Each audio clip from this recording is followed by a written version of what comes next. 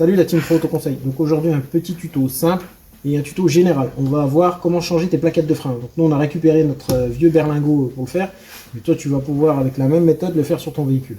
Allez c'est parti, on enlève la roue.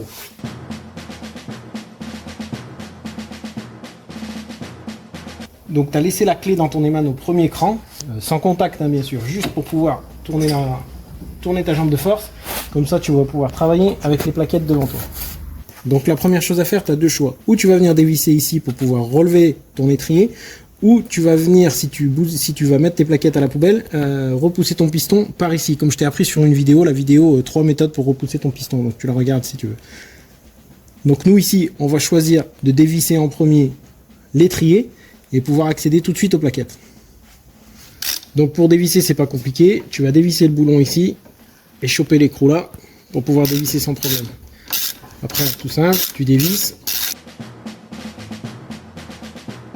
Donc une fois que tu as dévissé, là tu vas voir, tu vas pouvoir relever ton étrier. Tu vérifies toujours, comme je t'ai déjà dit, que ça c'est bien libre, c'est des coulisseaux ou des coulissettes, ça dépend comment il y en a, ils les appellent, que ça ce soit bien libre et que ce soit jamais grippé, c'est très important. Après, donc tu viens relever ton étrier ici. Et là ça y est, tu as accès à tes plaquettes. Tant que tu es là, tu vérifies encore que ce ne soit pas grippé ici. Hein. Donc là, tes plaquettes de frein, tu les enlèves comme ceci. Et tu vas faire un petit coup de nettoyage sur les portées de tes plaquettes. Là, là, là, là. Si tu as du nettoyant frein, c'est bien. Sinon, à la brosse métallique. Je te montre ça. Donc la brosse métallique, un peu de partout. Tu fais attention de ne pas abîmer le caoutchouc de tes coulisseaux, bien sûr.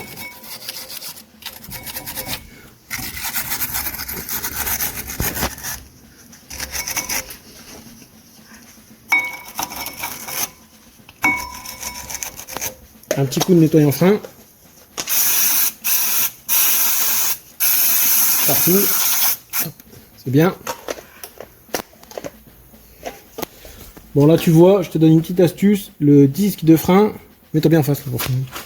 Le disque de frein là, il est complètement mort. Tu vois, il est épais ici, il est beaucoup moins épais ici. Ça c'est un disque de frein qui est foutu. Il foutra la poubelle normalement.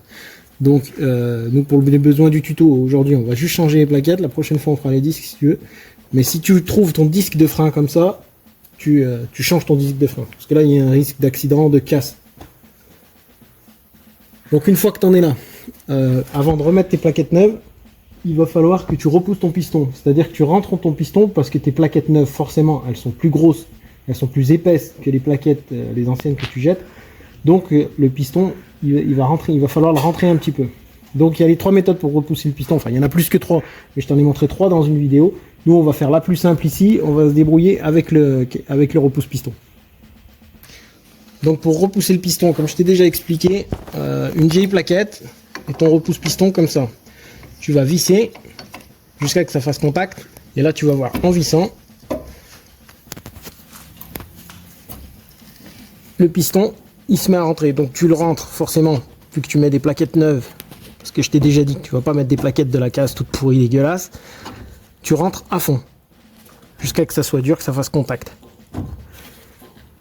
Si jamais, une fois que tu es en bout, hop, tu renlèves tout. Si jamais tu as un problème pour rentrer ton piston, que tu vois qu'avec avec la pince ou avec le repousse-piston, c'est grippé, donc tu n'y arrives pas, c'est que tu as un problème, ton étrier est grippé. Et là, on fera une autre vidéo pour dégripper un étrier, mais il ne faut pas continuer, il faut t'arrêter et régler ce problème. Donc tu as fait tous tes contrôles, c'est-à-dire tes coulisseaux, ton piston de ton étrier de frein n'est pas grippé. La team Pro Autoconseil, on met 2 secondes la vidéo en pause, je vous explique pourquoi, parce que c'est tellement logique pour moi, j'y ai pas pensé, mais je l'ai vu chez des débutants. Les plaquettes, il y a un côté, donc ça s'appelle la garniture de frein, et il y a un autre côté, c'est la partie en ferraille, c'est là où la partie qui va contre l'étrier ou la partie qui va contre le piston. Donc vous faites bien attention à mettre la partie garniture de frein contre le disque. Ouais, vous regardez le schéma que je suis en train de vous montrer, la partie garniture de frein contre le disque. Allez, on retourne à la vidéo. On n'est pas grippé, tu reviens mettre tes plaquettes neuves. Donc dans le logement, où tu as enlevé les autres, hein, ça c'est pas compliqué. Tu verras sur certains véhicules, tu as des anti-vibrations, c'est des sortes de languettes en ferraille, je te mettrai une image sur la vidéo. C'est des sortes de languettes en ferraille qui font pour justement qu'il n'y ait pas de vibration. Mais ça c'est des vieilles autos, il n'y en a pas besoin. Une fois que tu as mis tes plaquettes en place, tu reviens refermer ton étrier et tu pousses ton coulisseau hop, pour qu'il reprenne sa place. Une fois qu'il est à sa place, tu vas venir revisser ici.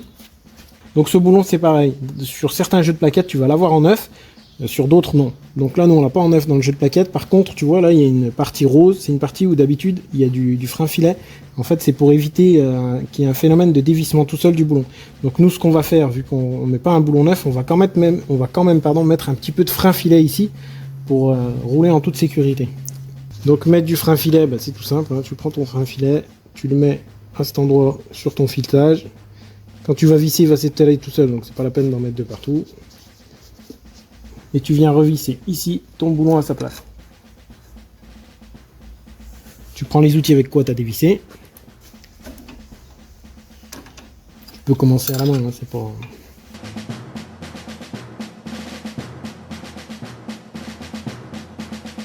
Là, tu as fini pour ce côté. Par contre, il y a une chose très très importante qu'il faut faire quand tu as changé tes plaquettes de frein, c'est que tu vois là, ici maintenant, il y a un jour entre ton piston et ta plaquette de frein.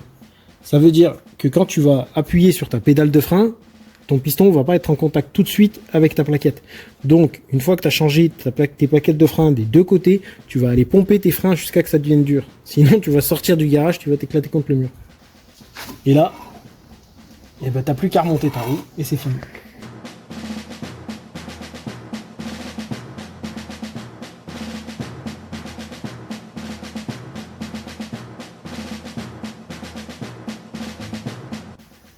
Donc l'équipe, pour aujourd'hui, ce tuto est terminé. Je vous remercie d'avoir regardé la vidéo. Si tu veux un autre tuto, si tu veux savoir autre chose, mets-nous-le en commentaire, on peut faire le tuto que tu as envie.